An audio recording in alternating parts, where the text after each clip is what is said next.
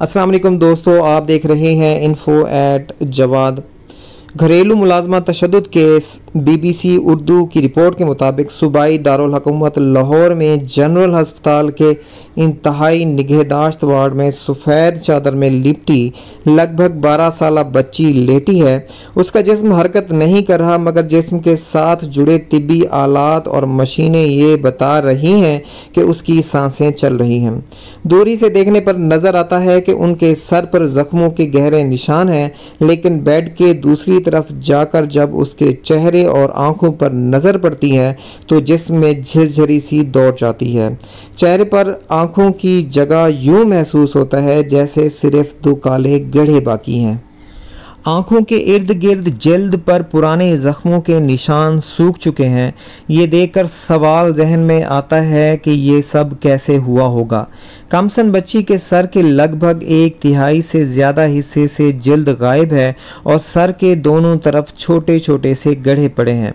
उनकी वालदा शमीम बीबी ने बताया कि चंद रोज़ कबल जब वो रिजवाना को इस्लामाबाद से वापस सरगोदा ला रही थी तो बच्ची के सर के इन ज़ख्मों में कीड़े मौजूद थे। उसके छोटे छोटे हाथों की उंगलियां जगह जगह से टूटी हुई थीं। उसके जिस्म पर हाथ लगाने से इसकी चीखें निकल जाती थीं। शमीम बीबी कहती हैं कि वापसी के सफ़र पर बस में बैठे उनकी बच्ची सिर्फ रो रही थी और उन्हें बता रही थी कि गुज़िश्ता 7 महीने में उसके साथ क्या क्या हुआ है। शमीम बीबी, उनके शोहर महंगा खान और ख़ानदान के चंद दूसरे अफराद लाहौर जनरल हस्पताल के सर्जिकल वार्ड के एक प्राइवेट कमरे में ठहरे हुए हैं। ऊपर इंतहाई निगहदाश्त के वार्ड में सरगोदा से ताल्लुक़ रखने वाली रिजवाना अद्वियात के ज़ेरे असर बेसुध पड़ी हैं। उनके जिस्म के साथ जुड़ी एक मशीन पर वहां मौजूद नर्सों की ख़ास नज़र है। ये मशीन बताती है कि उनकी जिस्म में ऑक्सीजन का लेवल कितना है। डॉक्टरों के मुताबिक गुज़िश्ता चंद रोज़ के दौरान कम अज़ कम 2 मरतबा ऐसा हो चुका है कि रिजवाना के जिस्म में ऑक्सीजन की सतह, जिसे सैचुरेशन भी कहा जाता है, वो इस हद तक गिर गई कि उन्हें ऑक्सीजन यानी मसनूई तनफ़ुस पर मुंतकिल करना पड़ा। इसकी वजह उनके फेफड़ों में होने वाला इन्फेक्शन है। डॉक्टरों के मुताबिक ये इन्फेक्शन इन ज़ख्मों से आया है जो रिजवाना के सर, कमर, बाजू, चेहरे और जिस्म के दूसरे हिस्सों पर मौजूद हैं और पुराने हो चुके हैं। इन ज़ख्मों में इन्फेक्शन हो चुका है जो इलाज ना होने की वजह से पूरे जिस्म में फैल गया है। वहीं से ये उनके अंदरूनी आज़ा और फेफड़ों तक भी पहुंच चुका है। मंगल के रोज़ उनका मुआयना करने वाले डॉक्टर समझते हैं कि रिजवाना की ज़िंदगी के लिए आइंदा 48 घंटे बहुत अहम है। ताहम सवाल ये है कि लगभग 12 साल की छोटी सी उम्र में रिजवाना सरगोदा में अपने घर को छोड़कर इस्लामाबाद कैसे पहुंची और फिर इस हालत में लाहौर के जनरल हस्पताल तक कैसे आई, जहां वो ज़िंदगी और मौत की कशमकश में है। शमीम बीबी के 10 बच्चे हैं। रिजवाना का 5वां नंबर है। उनका ख़ानदान सरगोदा शहर में लारी अड्डे के करीब जना कॉलोनी में रिहाइश पजीर है। वो खुद करीब वाक़ एक गांव 88 चक में एक ज़मींदार के घर पर मुलाजमा है, जबकि उनके शौहर महंगा खान मजदूरी करते हैं। BBC से बात करते हुए शमीम बीबी ने बताया कि लगभग 7 माह कबल जिस ज़मींदार के घर वो काम करती हैं, उन्होंने कहा कि इस्लामाबाद में उनके एक अजीज़ को मुलाजमा की ज़रूरत है। वो अच्छे ख़ानदान वाले हैं, तुम अपनी छोटी बच्ची उनको दे दो। उसने कहा कि बच्ची पढ़ती भी रहेगी और साथ घर का छोटा मोटा काम काज भी कर दिया करेगी। शमीम बीबी ने बताया कि ज़िम्मेदार की बात पर एतबार करके उनके घर वालों ने ये जानने की कोशिश भी नहीं की कि वो कौन है और कैसे लोग हैं। वो जिम्मेदार ही बच्ची को हमारे पास से लेकर इस्लामाबाद गए और उनके घर छोड़ आए। हमें क्या पता था कि मेरी बच्ची के साथ वो इतना जुल्म करेंगे। जिस दिन वो गई दूसरे दिन ही से उन्होंने मेरी बच्ची पर तशद्दुद करना शुरू कर दिया। शमीम बीबी ने बताया कि बच्ची की मुलाजमत के एवज़ जिम्मेदार की तरफ से हर माह उन्हें 10,000 रुपये मौसूल हो जाते थे। उन्हें सिर्फ ये मालूम था कि बच्ची जिनके घर काम करती है वो एक जज हैं। बच्ची पर क्या गुजरी और कैसे पता चला? ये सवाल सुनकर शमीम बीबी जो दीवार के साथ लगकर खड़ी थी निढाल होकर नीचे बैठ गईं और दुपट्टे से मुंह छुपाकर रोने लगीं। साथ खड़े उनके शौहर महंगा खान उनको दिलासा देते रहे। शमीम बीबी ने कुछ संभलने पर दोबारा बोलना शुरू किया। वो कहती हैं कि उनकी कभी कभार अपनी बच्ची से फ़ोन पर बात हो जाती थी, लेकिन बहुत मुख्तसर। बाजी कहती थी कि ज़्यादा लंबी बात नहीं करनी वरना बच्ची घर जाने की ज़िद करने लगती है।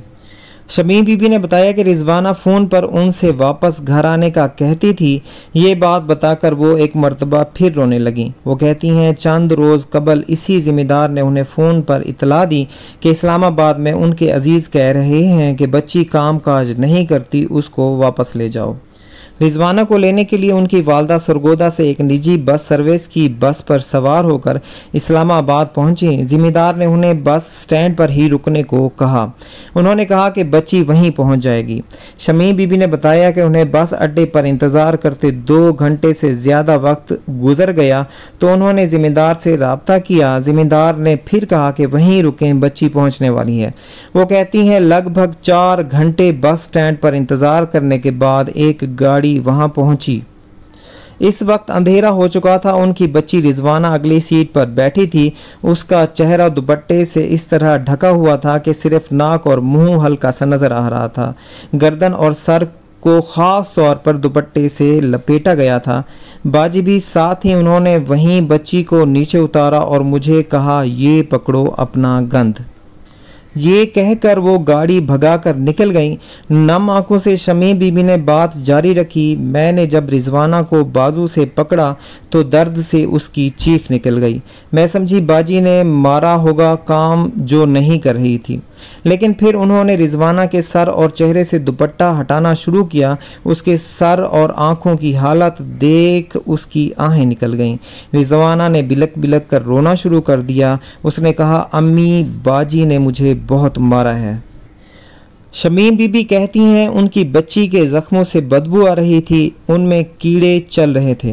वो कहती हैं बस स्टैंड पर लोग देख रहे थे। उनकी बेटी रो रही थी और वो अपनी छाती पीट रही थी। उन्हें समझ नहीं आ रहा था कि वो क्या करें। बस स्टैंड पर मौजूद लोगों ने उनकी मदद की। रिजवाना को उठाया और एक जगह बिठाया। पहले उन्होंने टैक्सी लेकर वापस सरगोदा की तरफ जाने को सोचा, लेकिन टैक्सी वाले जितना किराया मांग रहे थे उनके पास उतने पैसे मौजूद नहीं थे। उन्होंने वहीं से वापसी की बस का टिकट लिया। लोगों ने उनकी बच्ची को उठाकर बस में सवार किया और वो उन्हें लेकर वापस सरगोदा चल पड़ी। शमीम बीबी कहती हैं उनकी बेटी में चलने या खड़े होने की सकत नहीं थी।